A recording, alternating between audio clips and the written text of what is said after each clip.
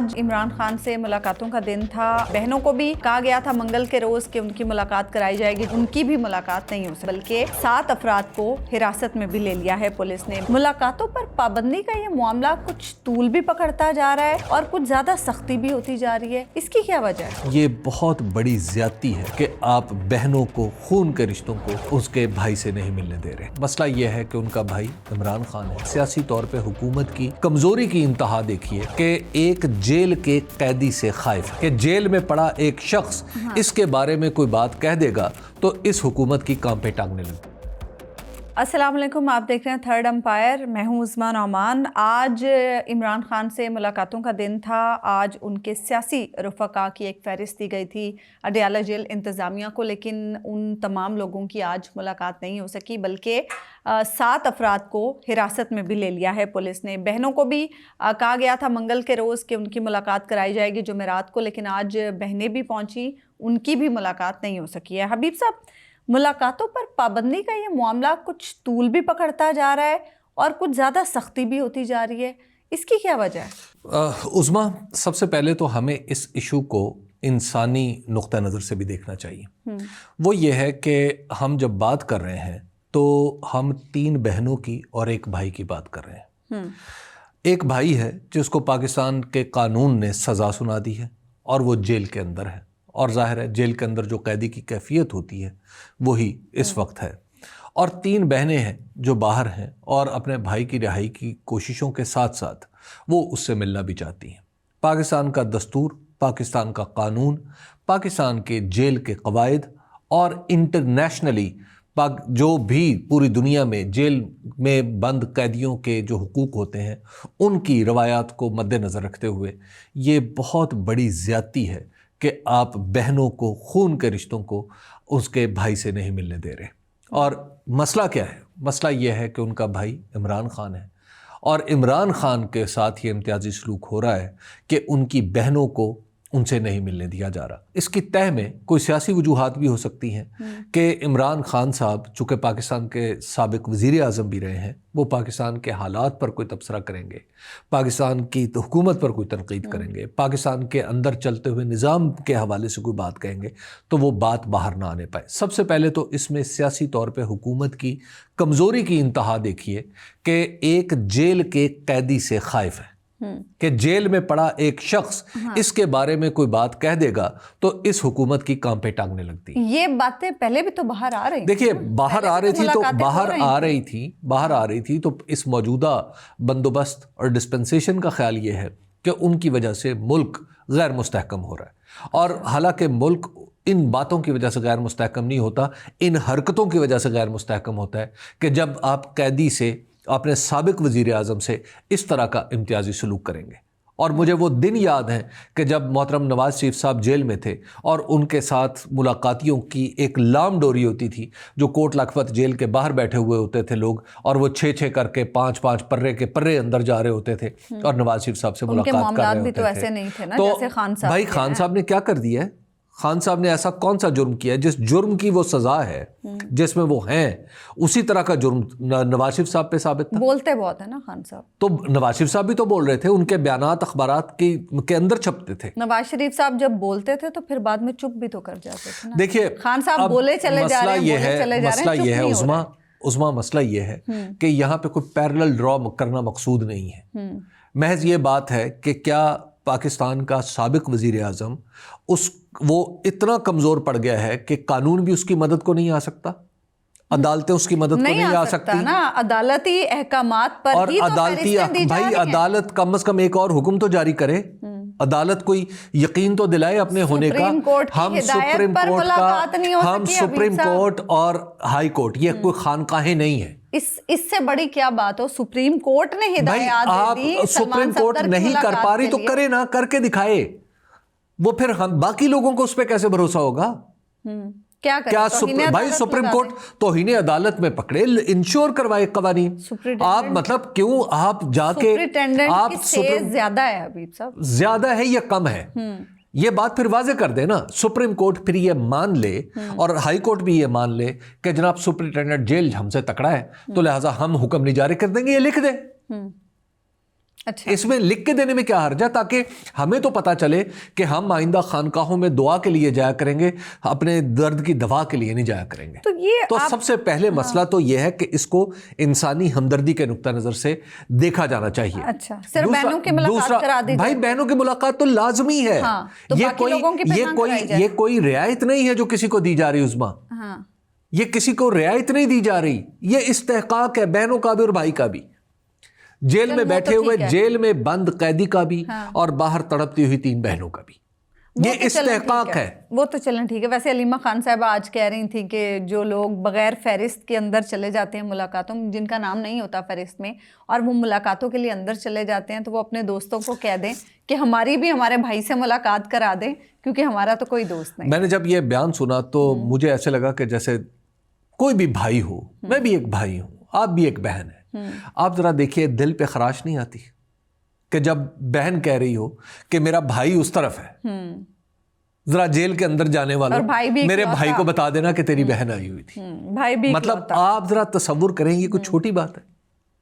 آپ کوئی کیا اس نظام کے سینے میں دل نہیں رہا، یا اس نظام کے اندر کوئی بھائی نہیں ہے، یا اس نظام کے اندر کوئی بہن نہیں ہے؟ ہم ہارڈ ہوا کیا ہے؟ جا رہے ہیں حبیب صاحب. نہیں، ہم ہارڈ سٹیٹ نہیں بن رہے، ہمارے دل سخت ہوتے چلے جا رہے ہیں. ہمارے دل سخت ہو رہے ہیں کہ ہم بہنوں اور بھائیوں کی ملاقات سے بھی ہم لرز رہے ہیں. چلیں یہ تو انسانی پہلو ہو گیا. اب یہ بتائیں نا، یہ سیاسی معاملہ کہ خان صاحب اب تحریک بھی چلانی ہے، مولانا سے معاملات کو بھی آگے بڑھانا ہے، اپنے باقی جو اتحادی ہیں اپوزیشن کے ان کے ساتھ بھی چلنا ہے، خان صاحب سے ہدایات لینا بڑا ضروری ہے.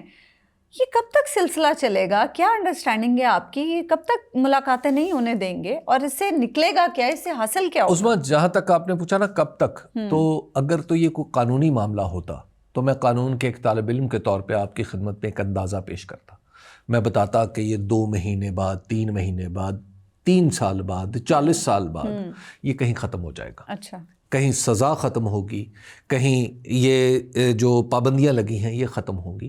جب سوال قانون سے باہر کا ہے تو اس کا جواب تو میں نہیں دے سکتا. مجھے ایسے لوگوں سے انٹریکشن کا موقع نہیں ملا جو قانون کی دائرے سے باہر نکل کے اپنے کام کرتے ہیں. قانون کے دائرے کے اندر رہنے والوں کو میں جانتا ہوں اور اس کے حوالے سے پریڈکٹ بھی کر سکتا ہوں. تو جب قانونی بات ہو تو اس حوالے سے تو کچھ عرض کروں گا. جہاں تک اس کی سیاسی جو پہلو ہیں، جہاں تک اس معاملے کے وہ سیاسی پہلو، تو یہ دیکھیے اس سے تو کلیئر کٹ یہ پتہ چل رہا ہے کہ دراصل عمران خان صاحب کو جیل کے اندر توڑنا مقصود ہے. ان کے ارد گرد ان تک ایسے لوگوں کی رسائی کا راستہ ہموار کرنا ہے جو انہیں کہے خان صاحب بس جی چھوڑیں جی، خان صاحب دنیا ایسے ہی چلتی ہے، یہ پاکستان ہے، اس کو ایسے ہی چلنا ہے، آپ چھوڑ دیں جی، آپ کیا کر رہے ہیں، تاکہ عمران خان صاحب کے حوصلے ٹوٹ جائیں. 1 2 ان سے ٹوٹیں گے نہیں، لیکن کوشش تو یہی ہو رہی ہے نا. اچھا، نمبر 2 دوسرا یہ ہے کہ دیکھیے عمران خان صاحب کے اندر جب وہ گفتگو کرتے تھے وہ اندر سے ایک فقرہ کہتے تھے. آج بھی ان کا ایک فقرہ باہر آتا ہے تو وہ پورے کا پورا سیاسی منظرنامہ بدل دیتا ہے. سارے ٹی وی پروگرامز اسی پہ ہو رہے ہوتے ہیں، سارے ٹی وی پروگرامز اسی پہ ہو رہے ہوتے ہیں، تمام لوگ اسی کے حوالے سے بات کر رہے ہوتے ہیں. تو کسی شخص کی یہ مرکزیت جو اسے سیاست میں حاصل ہو چکی ہے، موجودہ سسٹم کو یہ پسند نہیں آ رہی. تو جب اس لیے ان کا راستہ روکا جاتا ہے کہ اندر جانے والا کوئی باہر آ کے بتائے گا تو نہیں. چلیے آپ ایسا کیجئے کہ اندر جائیں لوگ اور ان کے منہ پہ تالے لگا دیجئے اور ان کے کانوں میں کچھ چیزیں دے دیجئے. یہ صرف کم از کم باہر آ کے یہ تو بتا سکیں ان کی بہنوں کو، اور وہ لوگ جو عمران خان صاحب کے بارے میں کنسرن ہیں، اور وہ لوگ کتنے ہیں، وہ کروڑوں میں ہیں، وہ لوگ جنہوں نے انہیں ووٹ دیے تھے، تو ان کو آ کے بتا سکے کہ ہاں عمران خان صاحب خیریت سے. اچھا، عمران خان صاحب کی صحت آپ یہ کہہ رہے ہیں جو لوگ اب جا رہے ہیں اندر، وہ خان صاحب کو باہر کی سچویشن صحیح نہیں بتاتے ہوں. دیکھیے میں یہ نہیں کہہ رہا، یہ جو لوگ کوششیں کر رہے ہیں کہ عمران خان صاحب تک رسائی محدود ہو جائے لوگوں کی، وہ یہ چاہتے ہیں کہ اندر جانے والے ایگزیکٹ سچویشن نہ بتائیں. ہاں، وہی میں وہ سچویشن بتائیں جو کوئی چاہتا ہے کہ انہیں بتائی جائے. اچھا، ٹھیک ہے, اور پھر اندر سے خان صاحب جو بات کریں وہ بات ایز اٹ از اسی سچویشن کے حوالے سے کریں. دیکھیے اچانک اگر یہاں پہ اس کمرے میں ایک آدمی آتا ہے, وہ کہتا ہے کہ باہر دھڑا دھڑ بارش شروع ہو گئی ہے, تو میں فوری طور پہ چھتری کا بندوبست کروں گا نا, کہتا ہے اگر میں نے باہر جانا ہے تو میں تو اسی انفارمیشن پہ بات کروں گا نا. تو دراصل عمران خان صاحب کو یہ الجھانے کی کوشش کی جا رہی ہے, نمبر 1. ویسے وہ الجھ جائیں گے؟ نہیں الجھیں گے تو نہیں, وہ ان کے بارے میں جو ان سب کو الجھایا ہوا ہے تو وہ خود کہاں الجھیں گے. وہ ان کی اگر جو زندگی سے واقف ہیں ان کے حوالے سے جو کئی کتابیں لکھی گئی ہیں, بلکہ ان کی اپنی کتاب بھی ہے, وہ پڑھ کے دیکھ لیں تو پتہ چل جاتا ہے کہ وہ الجھنے والے نہیں ہیں, وہ یکسو رہتے ہیں. تو یہ یکسوئی ان کی شخصیت کا خاصہ ہے. اچھا آگے, اب دوسرا یہ ہے کہ جب عمران خان صاحب سے کوئی بھی ملے گا, مثال کے طور پہ سلمان اکرم راجہ, احمد خان بچر, زرتاج گل, یہ لوگ جب ملتے ہیں تو مل کے جہاں انہیں گراؤنڈ ریالٹیز بتائیں گے, کوئی سیاسی مشورہ دیں گے, وہاں پہ اس کے ساتھ یہ بھی ہوگا کہ ان کی پارٹی جب باہر آ کے 3 لوگ بات کریں گے, کہ اپنی پارٹی کے اندر ہی بیٹھ کے چاہے کریں کہ جناب عمران خان صاحب نے یہ کہا ہے, یہ کہا ہے, یہ کہا ہے, تو پارٹی کو اس حوالے سے اس آبجیکٹو کو حاصل کرنے کے لیے کوشش کرنی چاہیے. ہدایات ہیں, تو نتیجتاً پارٹی دوبارہ متحد ہو جائے گی. تو وہ سلسلہ جو ہے پیاموں جو کلام و پیام اندر سے بالواسطہ ہو سکتا ہے, اس کو بھی روکنا مقصود ہے. تو اس وجہ سے پارٹی کے اندر بھی تاکہ ایک کیفیت رہے ابتری کی اور افراتفری کی, کہ ایک دوسرے کے بارے میں یہ کہہ رہا ہے, دوسرا تیسرے کے بارے میں یہ کہہ رہا ہے, تیسرا پہلے کے بارے میں کچھ کہہ رہا ہے, تو لہٰذا یہ ایک کیفیت برقرار رکھنا مقصود ہے. تو یہ اس کے پیچھے ایک پولیٹیکل آبجیکٹو بھی ہے, لیکن پولیٹیکل آبجیکٹو کو میرا خیال یہ ہے کہ اس وقت سیکنڈری حیثیت حاصل ہو گئی ہے. اہم ترین حیثیت اس پورے معاملے کی وہ ہیومن ہے, وہ انسانی ہمدردی کے حوالے سے, وہ انسانی حقوق کے حوالے سے. اچھا حبیب صاحب, یہ تو چلیں یہ وہ معاملہ ہے جس میں اب عدالتوں نے بھی احکامات دے کے دیکھ لیے, ابھی تک تو کچھ نہیں ہوا. آپ دیکھتے ہیں کب تک ملاقاتوں پر اس طرح کی پابندی رہتی ہے اور بہنوں کو کب تک نہیں ملنے دیا جاتا. اب تو گرفتاریاں بھی ہو گئی ہیں. یہ علی امین گنڈا پور صاحب کیا کرتے پھر رہے ہیں؟ ہمیں تو یہ لگ رہا تھا کہ شاید وہ کوئی معاملات کو سنبھالنے کی کوشش کر رہے ہیں, کوئی برج بننے کی کوشش کر رہے ہیں, لیکن آج جو لاہور ہائی کورٹ بار میں جو انہوں نے گفتگو کرتے ہوئے جو ان کی ٹون تھی اور پھر جو ان کے الفاظ تھے, اس سے تو کچھ اور ہی سمجھ میں آ رہا ہے. کیا پرٹیکولر چیز ہے جو وہ کہہ رہے ہیں کہ اس نظام کو غلام چاہیے؟ دیکھیے الیکٹڈ نہیں سلیکٹڈ چاہیے, اور مطلب وہ تو بلکہ باقاعدہ مخاطب کر کے کہہ رہے تھے نا کہ آپ لوگوں کو الیکٹڈ نہیں سلیکٹڈ چاہیے. آپ لوگوں نے 2024 کے الیکشن کی طرح کبھی کوئی الیکشن فیئر نہیں ہونے دیا. آپ لوگ حکومت گراتے ہیں, آپ لوگ ہی حکومت بناتے ہیں. دیکھیے تجربہ تو یہی بتاتا ہے, تجربہ تو اس بات کی تائید کرتا ہے کہ جو علی امین گنڈا پور صاحب فرما رہے ہیں وہ درست ہے.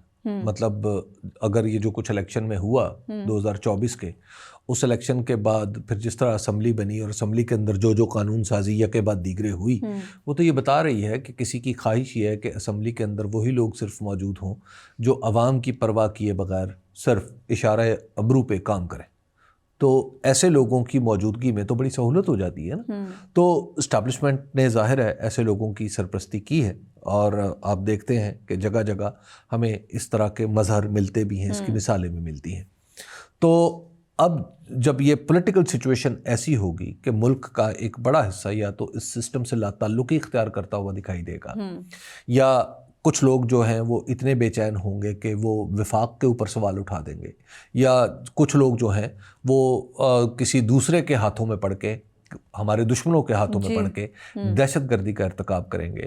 تو یہ سارے ایک اتنے گمبھیر مسائل ہیں کہ جو اسی صورت میں حل ہو سکتے ہیں کہ جب اسمبلی کے اندر اور حکومت کے اندر وہ لوگ بیٹھے ہوں جن کے جو کسی کے جاری کردہ الیکشن کمیشن کے فارم کے جاری کردہ جو محتاج نہ ہوں, ان کی لیجیٹیمیسی کے اوپر کوئی سوال نہ ہو, تو وہی لوگ مسائل حل کریں گے نا. وہی لوگ تن کے دنیا کے سامنے بھی کھڑے ہوں گے. اگر دنیا کوئی ہمارے خلاف چال چلتی ہے تو پاکستان کے اندر جو عوام کی حقیقی نمائندہ حکومت ہوگی وہ استقلال کے ساتھ اور استقامت کے ساتھ. لیکن ہمیں تو اب یہ منظور نہیں ہے نا, اور علی امین گنڈا پور یہی بات کرے. میں تو یہ پوچھنا چاہ رہی ہوں کہ ان کی اس ٹون کا مقصد کیا ہے؟ ہم تو سمجھ رہے تھے کہ وہ شاید معاملات کو کچھ ٹون ڈاؤن کریں گے. دیکھیے برج کرنے کا مطلب یہ نہیں ہوتا کہ آپ اپنے موقف کو چھوڑ دیں. آپ ساتھ ساتھ بھی چل سکتے ہیں نا, اچھا. اپنے اختلافات کو ساتھ رکھتے ہوئے چل سکتے ہیں, لیکن دوسری طرف برداشت کرتے ہیں ایک دوسرے کو. حبیب صاحب لیکن اس میں ایک پوائنٹ یہ بھی ہے نا کہ دوسری طرف سے خواہش ہی یہ ہے کہ ہمارے لیے زبان میں یہ جو تلخی ہے یہ تھوڑی کم کی جائے, جو ہر موقع پہ ہمارا نام لے کر ہمیں پوائنٹ آؤٹ کر کے چیزیں بولی جاتی ہیں وہ ان کو تھوڑا ٹون ڈاؤن کیا جائے. دوسری طرف دیکھیے ٹون ڈاؤن تو ایسا تو نہیں ہوتا نا. جب پالیٹکس ہو رہی ہے ہر طرف تو پالیٹکس میں تو پھر ادھر بہنیں نہیں ملیں گی ایک بھائی سے, تو آپ کے خیال میں بھائی اپنی بہنوں کی اس طرح کی صورتحال کو آسانی سے ٹھنڈے پیٹوں برداشت کر لے گا؟ نہیں. ٹھیک ہے, بہنیں جو اپنے بھائی سے نہیں مل پا رہی ان کے دل میں بڑے اچھے خیالات آئیں گے؟ بالکل نہیں آئیں گے. تو علی امین گنڈا پور جس کا نام لے کے وہ الیکشن میں جیتے ہیں اور وزیر اعظم ہیں, وہ جیل میں بیٹھا ہو اور اس کے لیے چھوٹی چھوٹی چیزوں کو مشکل بنایا جا رہا ہو, تو کیا علی امین گنڈا پور خاموش بیٹھیں گے؟ دیکھیے یہ سارے معاملات وہ ہیں کہ جو ایک دوسرے سے جڑے ہوئے ہیں. یہ نیوٹن نے بہت عرصہ پہلے بتا دیا تھا کہ ہر عمل کا ایک رد عمل ہوتا ہے. اگر آپ یہ سوچ رہے ہیں کہ آج یہاں پہ کسی عمل کا رد عمل نہیں ہوگا تو پھر تو آپ کے بارے میں کیا ہی کہنا, پھر تو آپ کے سامنے نیوٹن بھی پانی بھرتا ہے. صحیح. تو ہر عمل کا رد عمل جو ہے وہ تو ہوگا, تو سیاست میں تو بدرجہ اولا ہوگا. تو اس لیے اگر تلخی کم کرنی ہے تو پہلے بڑے کو آگے بڑھنا پڑتا ہے. سب سے پہلے حکومت اور حکومت کے دوستوں کو آگے بڑھنا پڑے گا کہ یہ جو مذاکرات یہ جو ملاقاتیں ہیں یہ کھولی جائیں, اور ملاقاتیں جب کھلیں گی تو پھر ان سے جب کھول کے آپ بات کرتے ہیں کہ جناب آپ ایسا کرتے ہیں کہ آپ یہ باہر آ کے یہ تلخ باتیں نہ کیجیے گا. لیکن خوف ہے حبیب صاحب اس کے پیچھے. بھائی خوف تو ہے نا, سمپل سی بات ہے کہ جس آدمی کا ایک فقرہ یا دو فقرے باہر آتے ہیں اور وہ پورے نیوز سائیکل کو اپنے گھیرے میں لے لیتے ہیں تو اس سے خوف تو ہوگا. جیل میں بیٹھ کے جو شخص 3 سال ہو گئے حکومت سے نکلا ہوا ہے اور 1.5 سال ہو گئے جیل میں ہے, کوئی ایک دن آپ بتائیں, آپ نے اور میں نے ٹی وی پہ پروگرام کیے, اتنے لوگ ٹی وی پہ روزانہ پروگرام کر رہے ہیں, یوٹیوب پہ کام کر رہے ہیں, ڈیجیٹل میڈیا ہے, سوشل میڈیا ہے, سب کچھ ہے. کیا عمران خان کا نام لیے بغیر آپ سیاست پہ ایک لفظ بھی آگے بات کر سکتے ہیں؟ نہیں کر سکتے.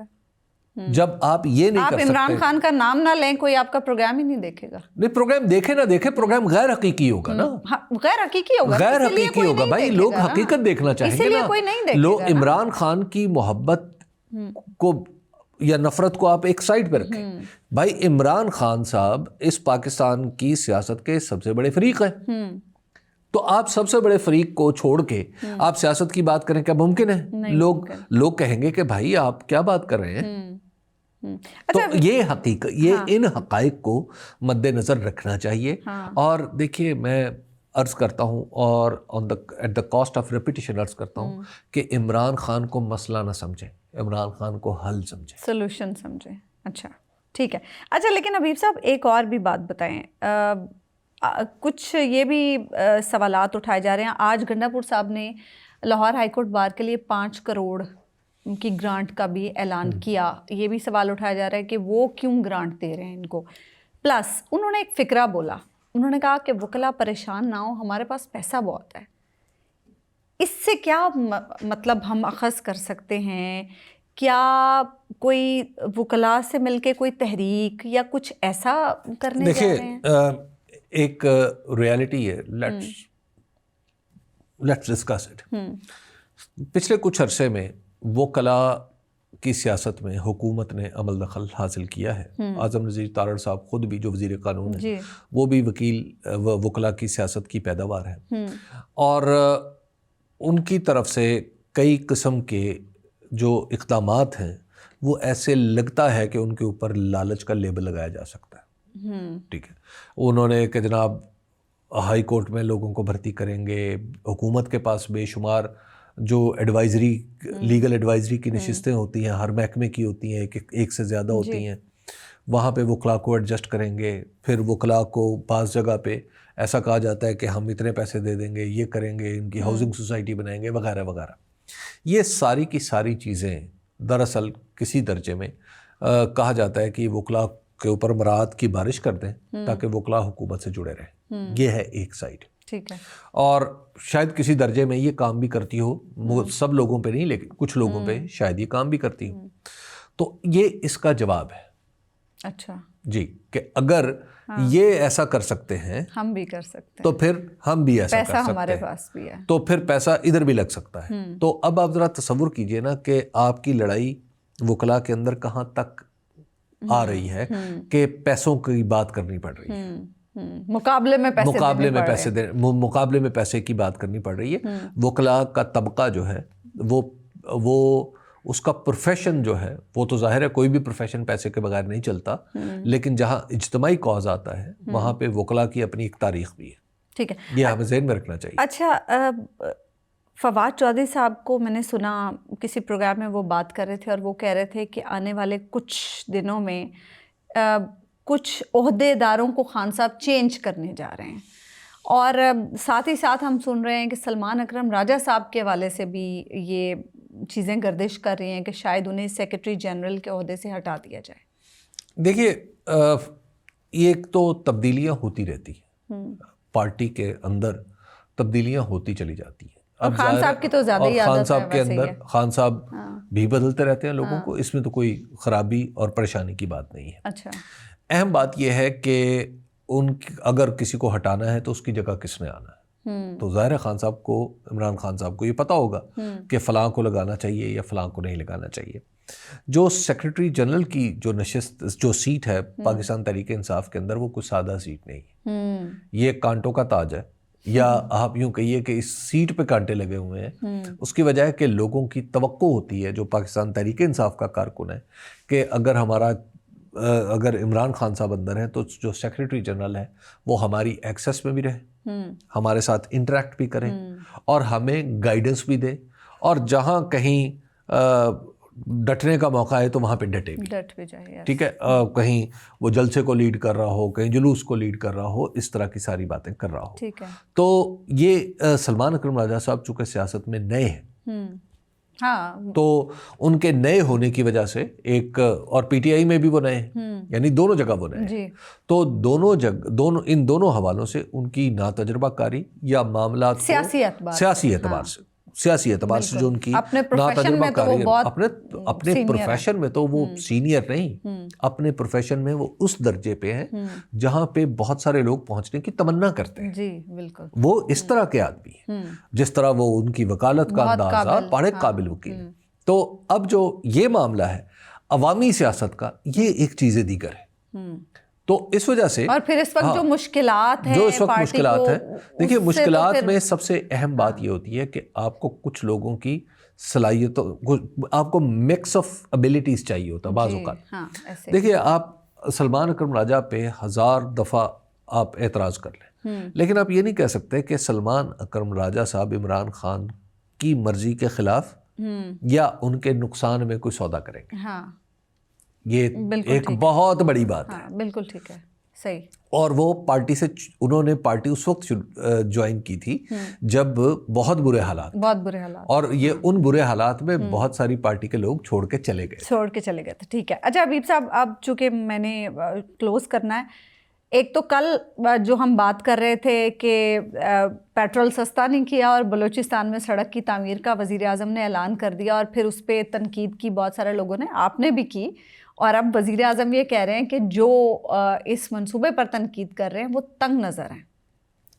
اچھا دیکھیے, وزیر اعظم نے جو تنگ نظری کی بات کی ہے, یہ وزیر اعظم کے منصب سے فروتر بات ہے. وزیر اعظم کو یہ بات نہیں کہنی چاہیے تھی, ٹھیک ہے, کہ تنگ نظر ہے, کیونکہ منصوبے پر اعتراض تو کوئی کسی کو بھی ہو سکتا ہے. بھائی بلوچستان میں یہ سڑک یہاں نہیں ہونی چاہیے, وہاں ہونی چاہیے, اس پہ بھی اعتراض ہو سکتا ہے. تو منصوبوں پر اعتراضات تو ہوتے رہتے ہیں, تو لہٰذا وزیر اعظم کو تو یہ بات کرنی نہیں چاہیے. دوسری بات ہے کہ وزیر اعظم نے ایک پولیٹیکل کوشش کی ہے کہ اپنی جو ان کی حکومت نے واردات کی ہے لوگوں کے ساتھ, اس سے توجہ ہٹا کے اس کو بلوچستان کے سر مڑا جا سکے, یعنی جو کندھا جو ہے وہ بلوچستان کا استعمال کیا جائے. بھائی سادہ سی بات یہ ہے کہ وزیر اعظم نے ایک پریکٹیکلی ایک ٹیکس لگا دیا ہے, اور وزیر اعظم نے پچھلے یکے بعد دیگرے 1.5 مہینے میں جو پیٹرول کی قیمتوں میں کمی ہو رہی تھی وہ ہم تک نہیں آنے دی. پہلے کہا کہ جناب ہم بجلی میں کر رہے ہیں, ٹھیک ہے, ہم بجلی میں کر رہے ہیں, اچھا جی بجلی میں کر دیا, ہم چپ کر گئے. اچھا لیکن بجلی کا ڈنڈورا ایسے پیٹا کہ جیسے وزیر اعظم نے اور ان کی ٹیم نے کیا ہے. بھائی پیسے ہمارے جو ہماری جیبوں میں آنے تھے اور وہ وزیر اعظم نے بجلی والوں کو بانٹ دیے, جو موسٹ ان ایفیشینٹ جو محکمہ ہے پاکستان کا اس میں اس کا شمار ہوتا ہے.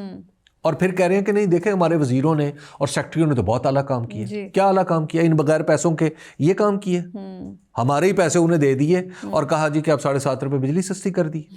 اچھا, اور پھر اس کے بعد اب یہ 8 روپے 50 پیسے کا جو معاملہ ہے, 8 روپے, بھائی آپ نے کہاں تک جانا ہے؟ 8 روپے 50 پیسے یہ ہمارا 25 سال سے طے شدہ سسٹم ہے چلتا ہوا آ رہا کہ بھائی منڈی اوپر جائے گی, تیل کی تو پیسے ہم بھریں گے, حکومت اس میں کوئی کردار نہیں ادا کرے گی, حکومت سے ہم سبسڈی بھی کوئی نہیں مانگ رہا, اور پھر جو منڈی نیچے آئے گی تو لوگ اس کا فائدہ اٹھائیں گے. تو آپ ذرا تصور کیجئے نا کہ وزیر اعظم یک بیک جنبش قلم انہیں پتہ چلتا ہے کہ ایک سڑک بنانی ہے جی, بھائی وہ پی ایچ ڈی پہ میں کیوں نہیں شامل کر رہے؟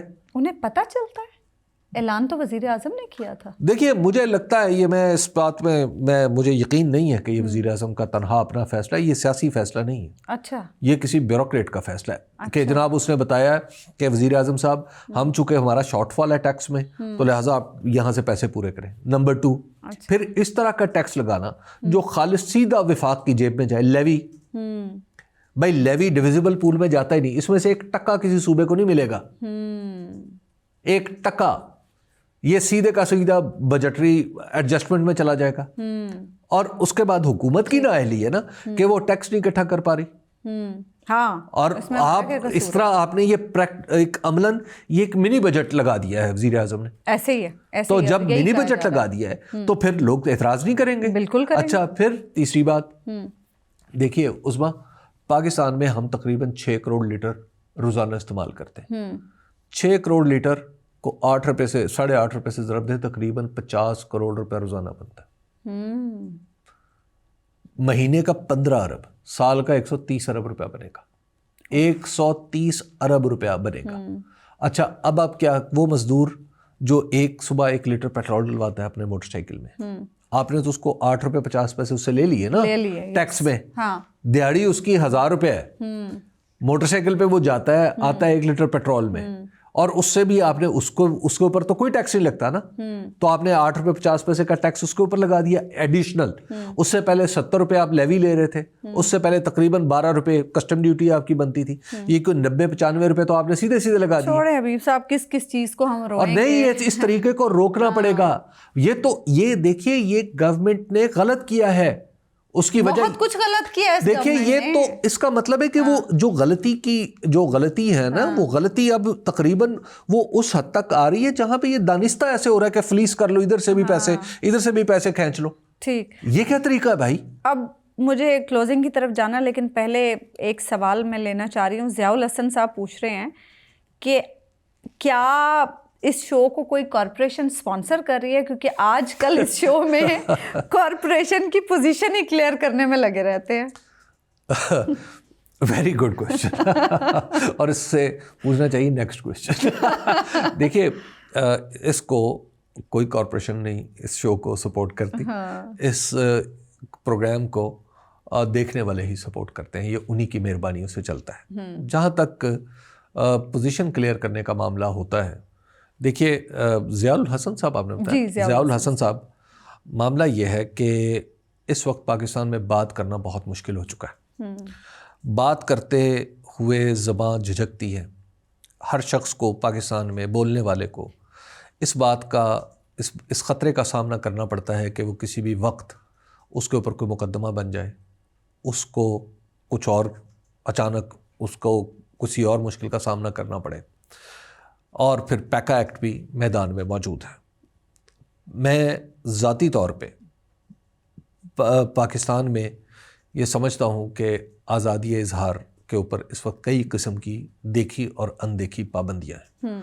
تو جو احتیاط ہے وہ ہم اس لیے کرتے ہیں کہ اس سے پہلے بھی ہمارے تجربات کچھ ضیاء الحسن صاحب اچھے نہیں رہے. تجربات اس لیے نہیں اچھے رہے کہ ہم دونوں عظما بھی اور میں بھی ہم دونوں کام کرتے رہے ہیں مختلف جگہ پہ، لیکن اب ہم کام نہیں کر رہے، تو اس کی وجہ آپ بخوبی جانتے ہیں.